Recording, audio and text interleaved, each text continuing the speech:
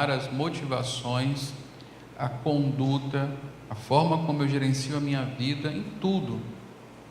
Não é? Quando eu penso redentivamente, eu encontro em cada circunstância, em cada relacionamento, uma oportunidade de ministrar às pessoas sobre Cristo. Ou seja, eu estou no mundo fazendo o que Deus está fazendo. O que Deus está fazendo? Ele está redimindo o mundo, e eu estou no mundo para isso. Eu fui chamado para isso, uma vez que sou um cristão. Então eu começo a pensar nas coisas de uma forma em que em tudo eu encontro uma oportunidade de ser o instrumento da redenção de Deus. Se você pensar num capitalista, ele busca em todas as coisas uma forma de lucrar, de ganhar dinheiro. Nós somos capitalistas nesse sentido, nós somos capitalistas no sentido espiritual. Em tudo buscamos o lucro para o reino do Senhor, que é a transformação de vidas, todas as oportunidades. Esse é o pensar redentivamente em relação sobre os meus relacionamentos. Eu preciso pensar assim, não é? Isto é, sempre procuro por oportunidades que Deus está me dando para ser parte da obra de mudança. Pensar redentivamente. Vamos aqui ao conteúdo da lição. Já aconteceu de você tomar conhecimento de que um amigo precisa de mudança pessoal, mas simplesmente não saber como ajudá-lo? Já aconteceu isso com você? Você já tentou ajudar e sentiu como se o que fez deixou as coisas piores? Já teve essa sensação? A pessoa estava ruim e você foi tentar ajudar, a pessoa ficou péssima, né? Você falou a coisa errada, na hora errada, deu exemplos errados, né? É igual você está com um amigo com tosse, aí você fala, ixi, minha avó morreu disso, né? Você vai querer ajudar e, enfim, você já passou por experiência como essa? Ou pelo menos teve a sensação de que você piorou as coisas? Você já sentiu como que precisando ajudar alguém, porém estava com compromissos até o pescoço? Sentiu que precisava precisava ajudar, mas estava tão ocupado que não tinha tempo para aquilo naquele momento, né? Essas questões aqui, elas são comuns, mas são sérias. Por exemplo, essa coisa de tentar ajudar e às vezes atrapalhar, né? Algumas histórias que acontecem em igreja não são cômicas, porque são trágicas, né? Então, uma família passa pela dor do suicídio de um dos seus membros. Alguns irmãos vão visitar e perguntam o que eles acham, se um suicida vai para o inferno ou não, se um suicida pode ser salvo. É o tipo de coisa que a falta de preparo, não é, nossa, não nos permite ministrar às pessoas. E certamente aqui essas perguntas não são difíceis de responder. Muitas vezes nós nos sentimos assim mesmo, incapazes de ajudar, ainda que querendo,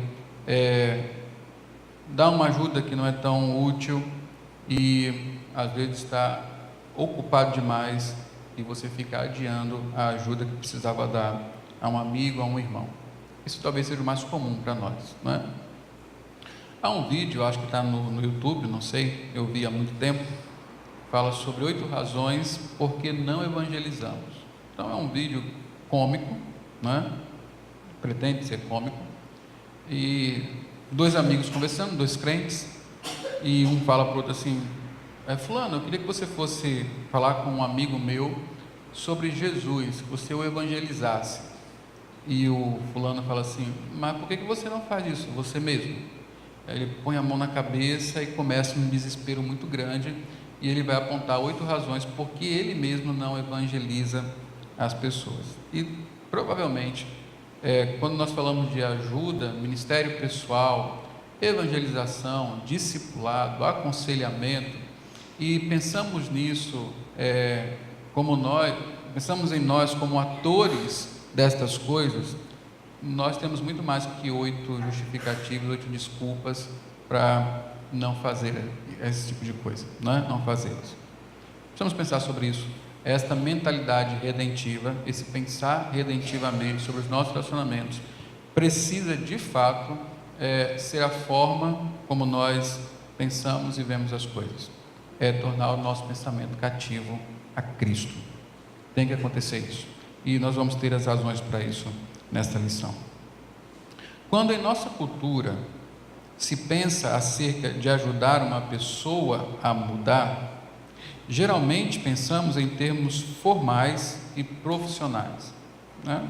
Eu tenho uma pessoa precisando de ajuda e você logo pensa, ela precisa de um profissional, ou pelo menos precisa que isso seja feito de forma formal, ir para um gabinete pastoral, fazer 15 sessões de aconselhamento e depois ver o que acontece.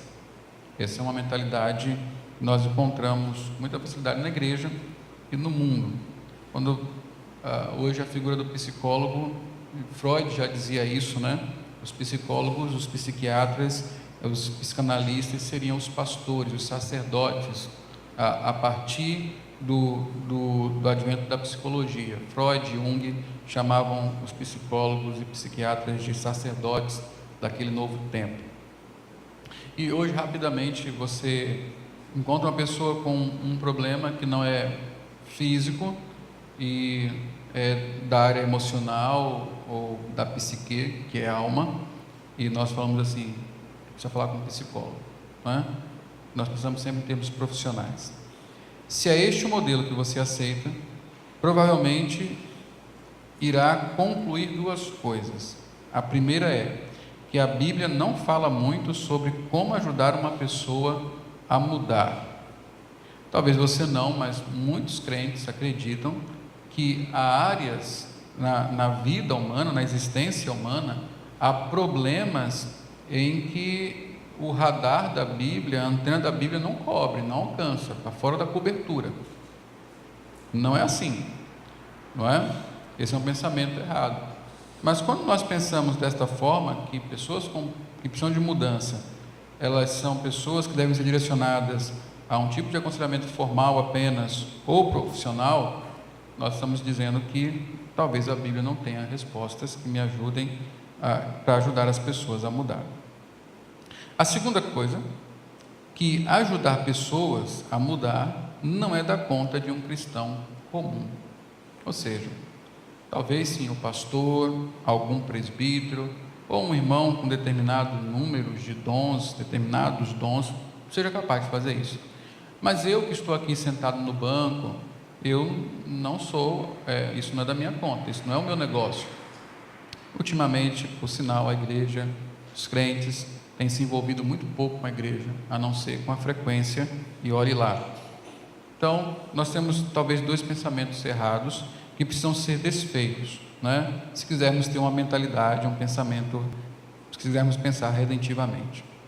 Muitos cristãos têm comprado este modelo cultural e, como resultado, tornam-se passivos e não envolvidos nas necessidades daqueles que estão ao seu redor. Um dia eu ouvi uma expressão bem interessante.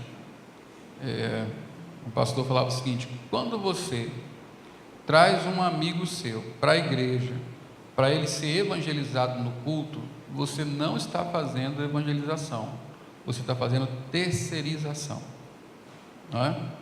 E é exatamente isso, né? Nós queremos, graças a Deus não mais, mas um dos grandes conflitos que acontece na igreja, às vezes, é porque os crentes, os que estão sentados no banco, eles querem que o pastor, o conselho, faça um culto de tal forma que quando ele trouxer o visitante, esse visitante seja pego, não é? Então o sermão, os cânticos, tal, ele não quer gastar tempo evangelizando, discipulando pessoas. E isso parte dessa mentalidade. Crentes comuns, eles não podem ajudar pessoas a mudarem, não é? Então, nós ficamos passivos e não nos envolvemos nesse processo. Não é que eles não se importem, é que eles não sabem o que fazer. Verdade, falta treino, falta educação na justiça, que é a última utilidade da Bíblia. E se fazem algo, eles acham que não deveriam fazer isso. Ou seja, quando fazem, acham que estão fazendo uma coisa que não lhes pertence fazer. Essa mentalidade aqui está toda errada.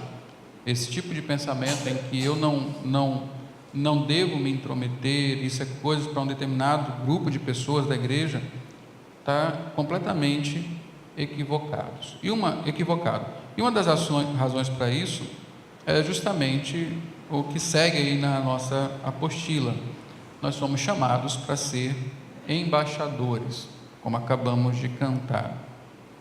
Embaixador por Deus do reino lá dos céus. Então você é um embaixador.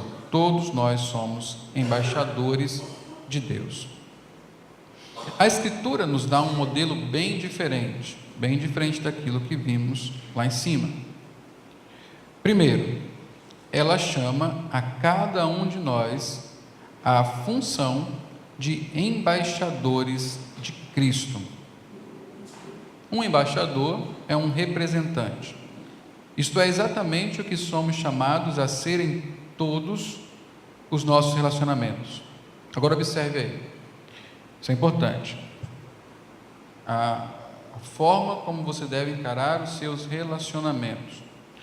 Fomos colocados nesses relacionamentos não somente para que a nossa vida fosse feliz e satisfatória, porém, há algo mais importante nisso, para representarmos o Senhor enquanto Ele está operando mudanças na vida dos outros.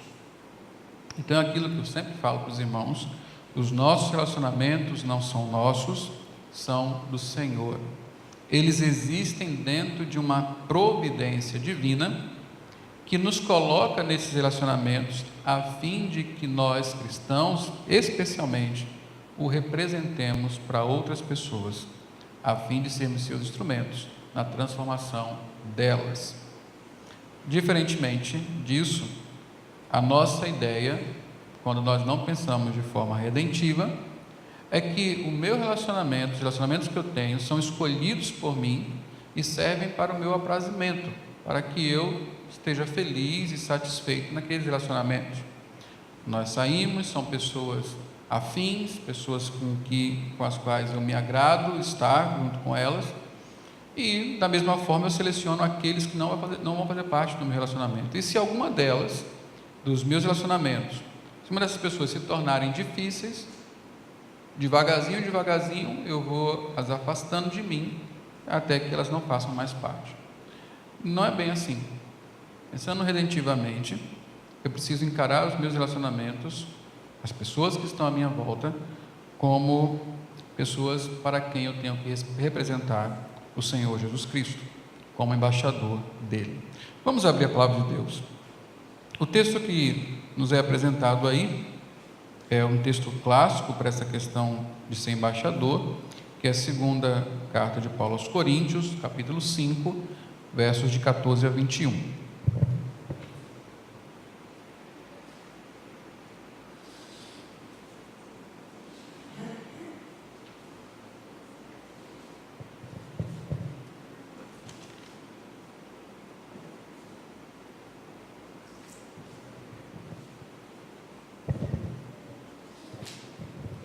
Segundo aos Coríntios 5, de 14 a 21.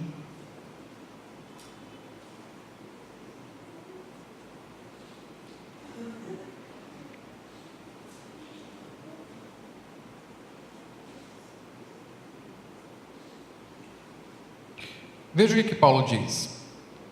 Ele fala assim: pois o amor de Cristo nos constrange, porque estamos convencidos de que um morreu por todos, logo todos morreram.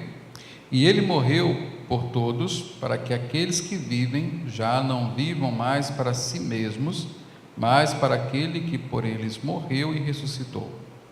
De modo que, de agora em diante, a ninguém mais consideramos do ponto de vista humano. Ainda que antes tenhamos considerado Cristo dessa forma, agora já não o consideramos assim. Portanto, se alguém está em Cristo, é nova criação. As coisas antigas já passaram, eis que surgiram coisas novas. Tudo isso provém de Deus, que nos reconciliou consigo mesmo por meio de Cristo e nos deu o ministério da reconciliação. O serviço da reconciliação foi confiado a nós, Deus nos deu. Versículo 19, ele continua: ou seja, que Deus, em Cristo, estava reconciliando consigo o mundo, não levando em conta os pecados dos homens, e nos confiou a mensagem da reconciliação. Mais uma vez, Paulo diz que a mensagem da reconciliação, ou o ministério da reconciliação, está agora confiada aos crentes. No versículo 20, então, ele fala: portanto, uma vez que a mensagem foi confiada a nós, portanto, o que somos? Somos embaixadores de Cristo. Como se Deus estivesse fazendo seu apelo por nosso intermédio. Por amor a Cristo, lhes suplicamos: reconciliem-se com Deus. Deus tornou pecado por nós aquele que não tinha pecado, para que nele nos tornássemos justiça de Deus. Então, Paulo aqui explica que uma vez que Deus nos comissionou para sermos aqueles que carregam a sua mensagem, que Paulo chama de ministério da reconciliação, nós somos os seus embaixadores. Isso significa que Deus apela ao homem por nosso intermédio. E qual é o apelo? Reconciliem-se com Deus. Então, a questão não é se você é ou não é um embaixador. A Bíblia não está ordenando que você seja um embaixador. Ela está dizendo que você é um embaixador. A única questão aqui a ser levantada é se você será um fiel embaixador ou um embaixador infiel. Porque embaixador de Deus você já é, foi comissionado para isso. Então, como embaixadores, Deus apela por nosso intermédio que os homens se reconciliem com Ele. Eu queria, antes de seguirmos na apostila, fazer algumas observações sobre esse ministério de embaixadores que nós temos, muito importantes, que na leitura do livro Instrumentos na Mão do Redentor, nas mãos do Redentor, nós conseguimos observar com mais profundidade. Primeira coisa que é importante entendermos sobre esse ministério de embaixadores que foi dado à igreja. E falar da igreja, estamos falando de nós, cada um e o todo, não é? Porque é assim que somos, partes que formam o todo. Os relacionamentos, a primeira coisa que eu quero destacar aqui sobre isso, de sermos embaixadores, é que os relacionamentos dentro da igreja, o fato de sermos a nossa comunhão, revela a um mundo espectador a pessoa e a obra de Cristo. Então, se nós pensarmos no mundo como uma plateia que observa a igreja, o que vai mostrar o Cristo, o que vai revelar a pessoa e a obra de Cristo, são os nossos relacionamentos dentro da igreja, como nós nos relacionamos uns com os outros. Não há nenhuma invenção aqui, é exatamente o que Jesus fala no capítulo 15 de João, capítulo 13 de João 15, orientando os seus discípulos, não é? Quando eles se amarem, todos saberão que eles são discípulos de Jesus. Tem aqui um fator que nos diferencia, que revela Cristo, é justamente o fato de nós nos amarmos, os nossos relacionamentos, o sermos a nossa comunhão. Isso é importante. É interessante você pensar na encarnação. Antes de Cristo, as pessoas não tinham um relacionamento muito fácil com Deus. Sem Cristo, não podemos ver Deus, Ele é invisível. Nós não conhecemos a revelação de Deus completamente. Mas Cristo, que se encarnou, é o Deus encarnado, Deus conosco, Ele revelou a glória do Pai para o mundo. Ele revelou a verdade do Pai, ele é a expressão exata de Deus. Em Cristo, Deus se tornou visível. Agora, quando Cristo é assunto aos céus, o que ele deixa no mundo para justamente ser um tipo de encarnação? A igreja. A igreja é o que agora manifesta Cristo, revela Cristo ao mundo, que torna Deus, revela o próprio Deus ao mundo. E por meio de que a igreja revela Deus ao mundo? Por meio dos nossos relacionamentos, pela nossa instrumentalidade. Deus quer que nós tenhamos uma comunhão, como é a comunhão dele na relação trinitária, que ele, o Pai, o Filho e o Espírito sejam um. E é esse tipo de relacionamento que Deus quer que nós tenhamos, profundo desse jeito, amoroso desse jeito, a ponto de, ainda que diversos, sejamos conhecidos como um só. E isso requer que nós sejamos instrumentos na vida um do outro. Então, esse nosso relacionamento na igreja é que revela a pessoa e a obra de Cristo. Então, eu quero que você entenda, que nós entendamos isso. Comunhão na igreja não é um penduricalho, um ornamento, uma conversa bonita.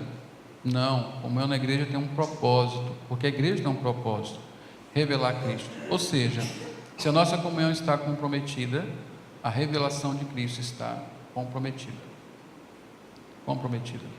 Não é? Isso é tão fácil, tão prático de se observar.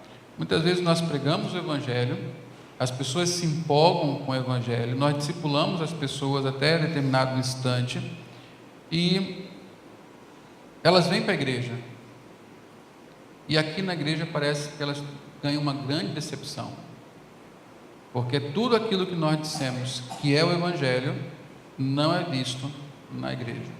Tudo aquilo que nós falamos sobre Cristo não é representado na igreja. Cristo parece ser irreal, na verdade, uma grande ideia, não é?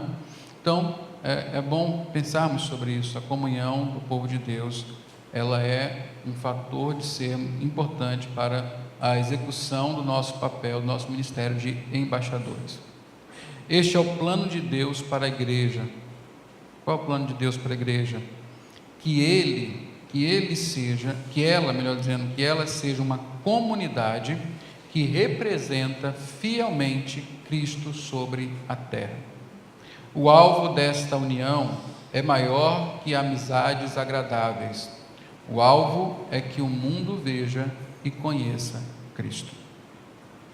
A segunda coisa que precisamos observar aqui sobre sermos embaixadores é que nós representamos os propósitos de Deus para as pessoas que Ele coloca em nossas vidas. Vou repetir: nós representamos o propósito de Deus para as pessoas que Ele coloca em nossas vidas. Então, nós não estamos nos relacionamentos, Deus não erra de endereço, pessoas não aparecem em nossa vida à toa, não é? Elas aparecem para que nós sirvamos a Deus por meio de servi-las. Elas aparecem para que nós representemos Deus para elas, e assim apresentemos o propósito de Deus para elas. Bom, nós não sabemos se Deus irá salvar, transformar ou não essas pessoas, mas o que nós sabemos é que Deus nos manda chamá-las à reconciliação. Então, esse é o propósito de Deus, quando nos faz embaixadores. Aí aqui temos uma grande luta entre o venha o teu reino, que é a oração dominical, que Jesus Cristo nos ensinou, e venha o meu reino. Então, o que nos impede de sermos embaixadores é porque, no fundo, a nossa oração é: venha o meu reino. Eu estou ocupado demais, eu estou mal treinado para isso, não é? Eu não me ocupo de saber como agir quando uma pessoa surge na minha vida, como ministrar a ela, não é? Eu leio pouco sobre como fazer discípulos, eu leio pouco sobre evangelização, eu estudo pouco sobre isso, me preparo, eu oro pouco sobre isso. Eu tenho mais facilidade em selecionar os amigos, aqueles que são bons, e afastar aqueles que não são legais. Então eu estou sempre preocupado demais com o meu reino, e aí as oportunidades de ministração que eu tenho acabam se transformando em oportunidades de ira. Sabe que isso acontece não apenas com estranhos, não é? Você que é pai, que é mãe, já pensou por que Deus lhe deu filhos? Você tem sido embaixador de Deus para os seus filhos. Marido tem sido embaixador para a mulher, mulher embaixadora para o filho, embaixatriz, né? Para o filho. Irmãos entre si, filhos para os pais, crentes entre crentes. Então, o Paul Tripp, ele conta que ele viaja 50 finais de semana por ano. Ele sai da cidade dele para fazer conferência e tudo mais. Um determinado final de semana ele não viajou porque ele iria pregar numa igreja local ali da cidade dele. E aquele final de semana ele estava livre, e ele disse que foi fazer uma coisa que há muito tempo ele não tinha oportunidade de fazer: assistir uma partida de futebol. Ele foi na geladeira, disse que encheu um copo de Coca-Cola Diet, ninguém é perfeito, né? E pegou uns petiscos. Quando ele pegou o controle remoto, ligou a televisão, quando ele ia se sentando na poltrona para finalmente se regalar, o filho dele sai do banheiro, filho de 16 anos, com o cabelo pintado de verde, e pergunta para o pai: o que você achou? Ele disse: o que eu achei? Eu fiquei pensando no meu filho como uma árvore de Natal. Quase que eu falo: pega os enfeites, menino árvore de Natal. E ele começou a pensar, né? Esse moleque faz isso só para me contrariar. Ele não sabe que amanhã me convidaram para pregar sobre família e pediram que eu levasse a minha família toda. Quem vai ouvir o que eu estou dizendo com esse moleque com a cabeça de árvore de Natal? E ele ficou pensando. Daqui a pouco ele para, ele pensa: mas ele não está fazendo isso como uma afronta pessoal, é o meu coração que acha que é assim. Então ele chama o garoto para conversar, e ele descobre que o que aconteceu foi uma dessas coisas que adolescentes fazem, né? Um espasmo cerebral, como ele fala, né? Ele teve uma loucura e resolveu pintar o cabelo de verde, não é? Ele falou que como ele poderia usar ele começou a pensar como aquele momento entre ele e o seu filho poderia ser uma oportunidade de representar Deus, de ser um embaixador de Deus para o seu filho, mas também poderia ser uma oportunidade de ele se irar e não representar ninguém a não ser o próprio rei do seu coração, que é ele. Então, um outro autor, o Lopriolo, ele fala assim, Lopriolo não, enfim, depois eu lembro, mas não é ele não. Ele fala assim: em situações como essas, em que você é estimulado a pecar dentro dos relacionamentos, a reagir com ira, com mágoa, essas coisas, ao invés de representar Deus, quando você realmente, a forma como você vai reagir a essas situações e relacionamentos, mostra ou que você tem um grande Deus, ou que você tem um grande ego. Ou que você tem um grande Deus, ou que você tem um grande ego. E é essa luta constante que nós vivemos quando os nossos relacionamentos não são tão agradáveis como nós gostaríamos que fossem. E aí nós perdemos oportunidades de ministrar, trocando essas oportunidades para pecar, para fazer o meu reino e não para representar o reino de Deus. Bom, só para terminar a história, ele diz que o garoto, de fato, não tinha feito nada por rebelião, nada disso, e no outro dia ele acordou e percebeu o tamanho da besteira que fez e raspou a cabeça. O problema é que o couro estava verde também. Então você imagina o caos, imagina aquele final de semana na igreja, o menino com a cabeça verde, né? Mas enfim, foi uma oportunidade de ministrar ao filho dele. E eu pensando nesse caso aí, isso acontece todos os dias, né? Quantas oportunidades de ministrar, de representar Deus, a sua graça, a sua misericórdia, a sua bondade, seu amor, pregar o evangelho, aconselhar, eu perco porque eu estou mais irado do que deveria, estou mais irado porque estou preocupado com o meu reino do que propriamente sendo um representante de Deus. Nós somos embaixadores, irmãos, nós representamos Deus, não é? E muitas das vezes o nosso pecado é que nós não fazemos isso bem, somos infiéis.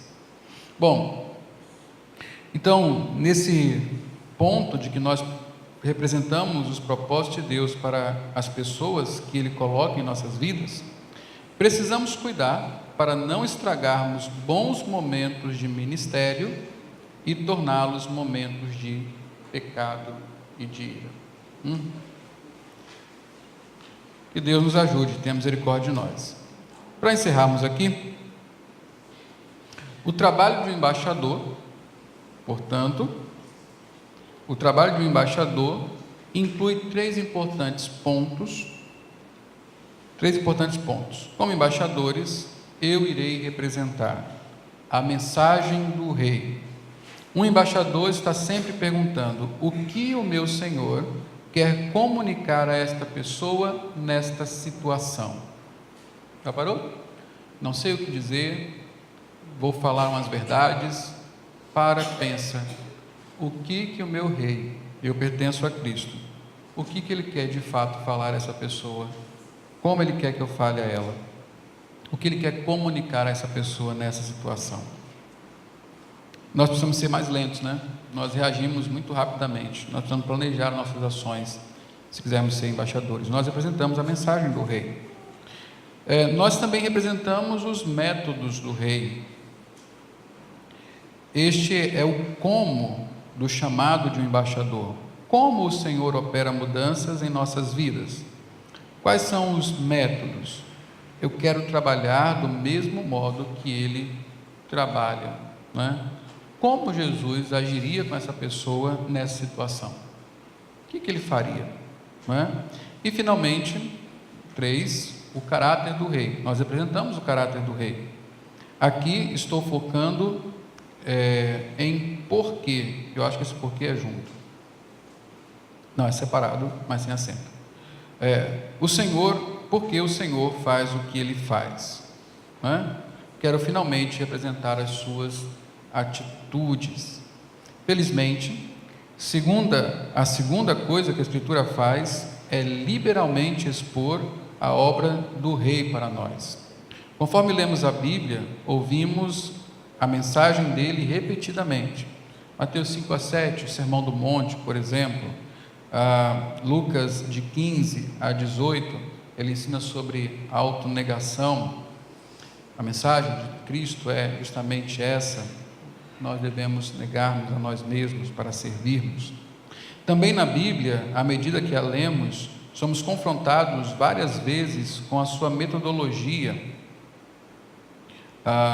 Em Lucas 9, 18 a 27, nesse ponto ele mais uma vez ensina na autonegação. 10 a 25 a 37 fala sobre misericórdia, forma de agir, com a parábola do samaritano. Em João 3, 1 a 21, ele fala com Nicodemos sobre o novo nascimento, é o método de Cristo. 4, de 1 a 26, ele confronta a mulher samaritana. E as páginas das Escrituras estão preenchidas pela beleza do seu caráter. Efésios 4, 29 até 5, 2. Acho que nem eu vou conseguir ler isso aqui mais. Minha anotação aqui falhou. Ele vai falar sobre imitar Cristo, né? Imitar Cristo em santidade. Filipenses, ele nos leva à humilhação de Cristo, seu caráter humilde, obediente. 1 Pedro 2, 23, nos fala sobre ele não abrir a sua boca enquanto injuriado. É o caráter de Cristo, não é? Essas três coisas definem três coisas: mensagem, metodologia, caráter. Elas definem como podemos ser instrumentos úteis nas mãos de Cristo, nosso modelo e nosso rei. Aceitamos nosso chamado como embaixadores e fielmente buscamos representar sua mensagem, métodos e caráter, onde quer e com quem quer que Ele nos coloque. A sequência da lição é justamente o desenvolvimento da mensagem, do método e do caráter de Cristo. Nós iremos aprender mais sobre isso. Para hoje, o que nos importa e o que devemos pensar é justamente sobre esse chamado de Deus, nos fazendo seus embaixadores. Não há tarefa mais honrosa, mais nobre do que essa, mas talvez também não tenha uma tarefa mais negligenciada e mais mal feita do que esta.